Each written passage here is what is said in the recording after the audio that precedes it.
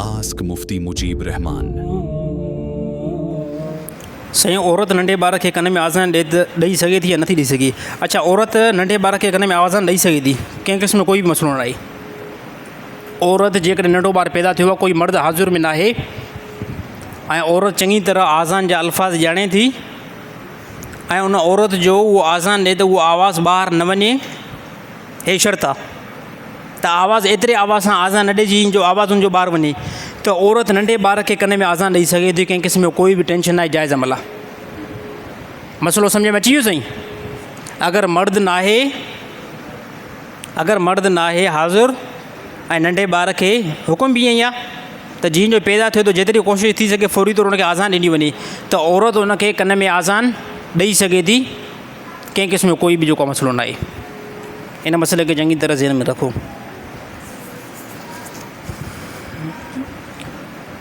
साईं, शीशे जे साम्हूं नमाज़ पढ़णु कीअं आहे?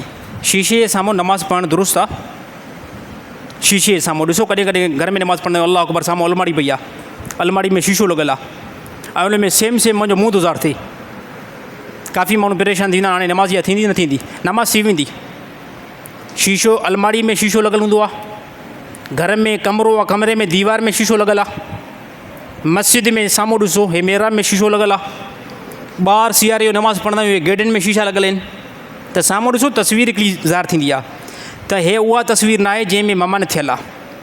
हे छा आहे? हे तस्वीर न आहे, हे अक्स आहे। ऐं अक्स छा खे चइबो आहे?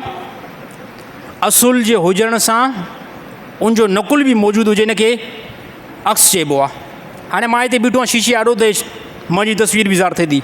अगरि मां हितां हटी वञा, छा मुंहिंजी तस्वीर ते बीहंदी? तस्वीर नथी बीहे, इनखे चइबो आहे अक्स। त जेकॾहिं शीशो लॻल आहे, उन शीशे में असांजो मुंहुं वग़ैरह ज़ाहिर थिए थो, घर में नमाज़ पढ़ो था, मस्जिद में नमाज़ पढ़ो था, मुंहुं साम्हूं ज़ाहिर थिए थो, त नमाज़ बिल्कुलु थी वेंदी, कंहिं क़िस्म जो कोई बि मसइलो न आहे। हा, नमाज़ में ख़लल थो पहुचे, घड़ी घड़ी तव्हांजो ध्यानु जेको आहे तव्हांजी तस्वीर यानी शीशे तरफ़ वञे थो, तव्हां पंहिंजे मुंहं खे ॾिसो था, कपिड़नि खे ॾिसो था ऐं तव्हांखे गुमान थिए थो भई नमाज़ में ख़लल ईंदो। हा, नमाज़ मां ध्यानु हटिबो, पोइ मथां कपिड़ो लॻाए छॾियोसि, पोइ कपिड़ो लॻाए करे नमाज़ पढ़ो। उहो तॾहिं जॾहिं नमाज़ खां ध्यानु हटे, पर जेकॾहिं नमाज़ खां ध्यानु नथो हटे त कंहिं क़िस्म जो कोई बि टेंशन न आहे, कोई बि मसइलो न आहे। हा, तस्वीर वाज़े तौर ते लॻल त पोइ जेकी नमाज़ न आहे पढ़णी। साम्हूं तस्वीर वाज़े तौर ते लॻल आहे, इंसान जी लॻल आहे, अबे जी लॻल आहे, ॾाॾे जी लॻल आहे। अञा मां ॻाल्हि खे जेको वधायां, मुर्शिद जी लॻल आहे, त मुर्शिद जूं जेके बि तस्वीरूं घर में लॻल अथव न, कंहिं वटि बि लॻल आहिनि, नमाज़ जुमे खां बाद में लाहे छॾियो, त घर में रहमत जा फ़रिश्ता एंट्री न आहिनि कंदा। तव्हां चवंदो साईं मुर्शिद आहे मुंहिंजो, भले मुर्शिद हुजे, रसूल रोकियो आहे न तस्वीर खां, त मुर्शिदी बि त तस्वीर आहे। त तस्वीर, इहा तस्वीर जेके कमरनि में लॻल आहिनि, ओताक में लॻल आहे, किथे बि लॻल आहे न, खणी मुर्शिद हुजे, अल्लामा हुजे, मुफ़्ती हुजे, मुजीब रहमान ख़ुदि छो न हुजे, तस्वीर लॻायो, उनखे लाहे छॾियो, पोइ जेको उन कमरे में नमाज़ पढ़ो। इहे इन तस्वीर सां बरकत न ईंदी, वाज़े तौर ते ॿुधायां थो, बरकत न ईंदी। नबी सल्लल्लाहु अलैहि वसल्लम इन तस्वीर खां रोकियो आहे। इंशाअल्लाह अमल कंदो साईं? सवा असे त चओ, लॻे थो अमल न कंदव, थोरो आवाज़ सां चओ, हिते चओ, पोइ भले न लाहियो, पर मस्जिद में जेको इक़रार कंदो पोइ उनते कीअं न बीहंदव? हा, मस्जिद में जेको इक़रार कंदो त उनते इंशाअल्लाह लाज़मी बीहणो पवंदो। साईं, इशा जी नमाज़ 3 ॾींहं मुसलसल क़ज़ा थी आहे, हिकु वक़्त में पढ़ी सघां थो या नथो पढ़ी सघां? इशा जूं 3 वक़्त जूं, इशा जूं 3 नमाज़ूं तव्हां क़ज़ा थियूं आहिनि, हिकु वक़्त में पढ़णु कीअं आहे? हिकु वक़्तु कहिड़ो? उहो कामिल हुजे। कामिल वक़्त में तव्हां 10 क़ज़ा या जेतिरियूं क़ज़ा पढ़ी सघो उहो पढ़ी सघो था। उहो कामिल वक़्तु मां ॿुधायां। सुबुह सां सिजु उभिरे थो, इहो कामिल वक़्तु न आहे, इनखे कट कयोसि। सुबुह सां 9 सिजु उभिरे थो, हे मकरू वक़्तु आहे, इनखे टिक बनाए छॾियोसि, इनखे कट कयो। इन वक़्त में क़ज़ा नमाज़ न आहे पढ़णी। ज़वाल जंहिं टाइम थियो आहे, सिजु विच ते बीठो आहे, जेको टाइम तक़रीबन हर हिकु मौसम जे एतबार सां फिरंदो आहे, सिजु बिल्कुलु सिधो बीठो हूंदो आहे, न हेॾे हूंदो आहे न हेॾे हूंदो आहे, इनखे चइबो आहे ज़वाल, ज़वाल जो वक़्तु। इन टाइम बि का क़ज़ा न आहे पढ़णी। ऐं 3 नंबर ते सिजु लहण जे क़रीब हूंदो आहे, इहो वक़्तु बि मकरू वक़्तु आहे। 3 वक़्तनि खे कट कयो, इन 3 वक़्तनि खे कट कयो। हाणे बाक़ी जेको बि वक़्तु आहे उन में तव्हां केतिरी बि क़ज़ा नमाज़ पढ़ो त पढ़ी सघो था। इहो बि सुवालु पुछा कयो वेंदो आहे, असर नमाज़ जे वक़्त में, असर नमाज़ जे वक़्त में फजर जी क़ज़ा पढ़ी सघां थो नथो पढ़ी सघां? साईं पढ़ी सघे थो। ज़ोर जे वक़्त में इशा जी क़ज़ा पढ़ी सघां थो नथो पढ़ी सघां? पढ़ी सघो था। कंहिं मूंखे माण्हू ॿुधो चए न साईं हिकिड़ो त मौलवी साहिबु चइबो इशा जी नमाज़ में जेकी इशा जी क़ज़ा थियल उहा इशा जे वक़्तु पढ़ंदे, असर में जेकी नमाज़ क़ज़ा थियल उहा असर में पढ़ंदे, ज़ोर में जेकी क़ज़ा थियल उहा ज़ोर में पढ़ंदे। मां में बिल्कुलु ईअं न आहे, उन ग़रीब जी इल्म जी थोरी कमी हूंदी, ईअं बिल्कुलु न आहे। क़ज़ा इन टे जेके मां वक़्तु ॿुधायमि न साईं, टे वक़्तु ॿुधायमि न हाणे, सिजु उभरणु, ज़वाल ऐं सिज जो लहणु, इन टिनि वक़्तनि खे कट कयो, बक़ाया तमामु वक़्तनि जे अंदरि तव्हां क़ज़ा नमाज़ पढ़ी सघो था। सम्झ में अची वई साईं ॻाल्हि? अल्लाह ताला अमल करणी तौफ़ीक़ अता फ़रमाए। सभु पासे गर्मी लॻे थो, घेरो कयो थो, कोई बि हा नथो करे। साईं कंहिं शख़्स पंहिंजे घरवारी खे चयो त मां तोखे तलाक ॾींदुमि, छा उन सां तलाक वाक़ई थींदी न थींदी? तलाक वाक़ई न थींदी। कंहिं बंदे पंहिंजी घरवारी खे चयो मां तोखे तलाक ॾींदुमि, यानी छा मतिलबु आहे त ईंदड़ कंहिं ज़माने में न मां तोखे तलाक ॾींदुमि, मां ईअं चवंदुमि मां तोखे तलाक ॾींदुमि, त इन में तलाक वाक़ई न थींदी। हे इस्तक़बाल जा सीगा इस्तेमालु थो करे, ईंदड़ ज़माने जा सीगा इस्तेमालु थो करे, इन में तलाक वाक़ई न थींदी। इन में तलाक बिल्कुलु वाक़ई हिन जो इरादो इहो आहे त ईंदड़ ज़माने में, यानी हिकिड़े क़िस्म जी धमकी आहे, घरवारी खे धमकी आहे त ईंदड़ ज़माने में मां तोखे तलाक ॾींदुमि, त इन में तलाक कंहिं क़िस्म जो कोई बि वाक़ई न थींदी।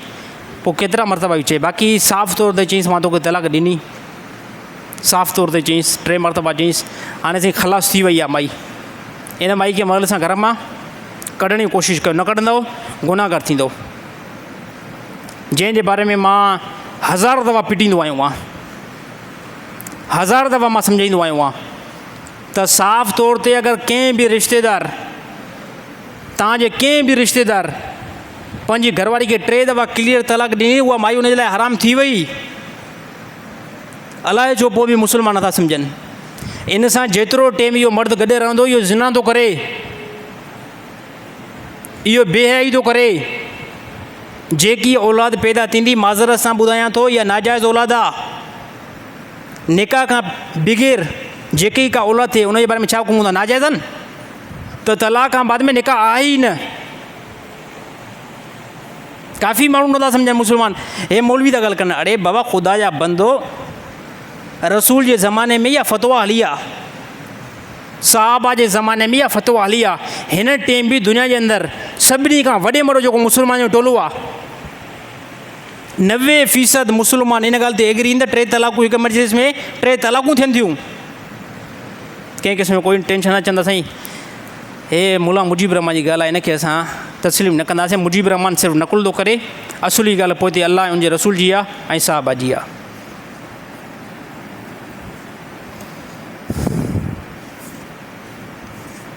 साईं अगरि कोई दोस्त ॿाहिरनि वांगुरु हुजे, अगरि उहो इंतकाल करे वञे त उनजी घरवारी सां शादी करे सघां थो या नथो करे सघां? पंहिंजो भाउ हुजे उनजी बि घरवारी सां निकाह थी सघे थो अगरि उहो मरी वञे? हे त दोस्तनि जहिड़ो भाउ आहे न, चए दोस्तनि जहिड़ो भाउ आहे, उनजी माई जेकॾहिं इंतकाल करे वई त पोइ उन सां मां निकाह करे सघां थो, नथो करे सघां? जेकॾहिं बिल फ़र्ज़ु पंहिंजो भाउ इंतकाल करे वियो आहे त मुस्लमान जे लाइ जाइज़ आहे पंहिंजी भाॼाई सां निकाह करे, हा निकाह करे। जेकॾहिं भाउ तलाक ॾिनी आहे, भाॼाई जेकी आहे उन सां बंदो निकाह करे सघे थो, कंहिं क़िस्म जो कोई इशू न आहे, कोई टेंशन न आहे। निकाह जे मामले में अक्सर जेको आहे उलमा सां जेको रुजू कंदा कयो। काफ़ियुनि जॻहियुनि ते मुस्लमाननि खे ख़बर न पवंदी आहे त उते उनजो निकाह जाइज़ न हूंदो आहे ऐं ठोके करे निकाह कंदा आहिनि। काफ़ी जॻहियुनि ते निकाह जाइज़ हूंदो आहे, सिर्फ़ु डिॼंदा आहिनि या कहिड़ी ख़बर हिते निकाह हराम हुजे। त हर हिकु शइ में उलमा सां जेको रहनुमाई वठंदा कयो, इनशाअल्लाह उलमा तव्हांखे बहितर गाइड कंदा। अगरि कंहिं कमरे में क़ुर शरीफ़ रखियल हुजे त उन कमरे में ज़ाल मुड़ुसु हम बिस्तरी करे सघनि था या नथा करे सघनि? बिल्कुलु करे सघंदा। असां सभिनी मुस्लमान जे कमरे में क़ुर शरीफ़ पियल हूंदा आहिनि। कमरे में क़ुर शरीफ़ पियल आहे, घरवारी सां सोबत ठीकु आहे न आहे? साईं नेकी आहे, इबादत आहे। घरवारी सां जेकी सोबत थींदी आहे न उनजे अंदरि नेकी मिलंदी आहे।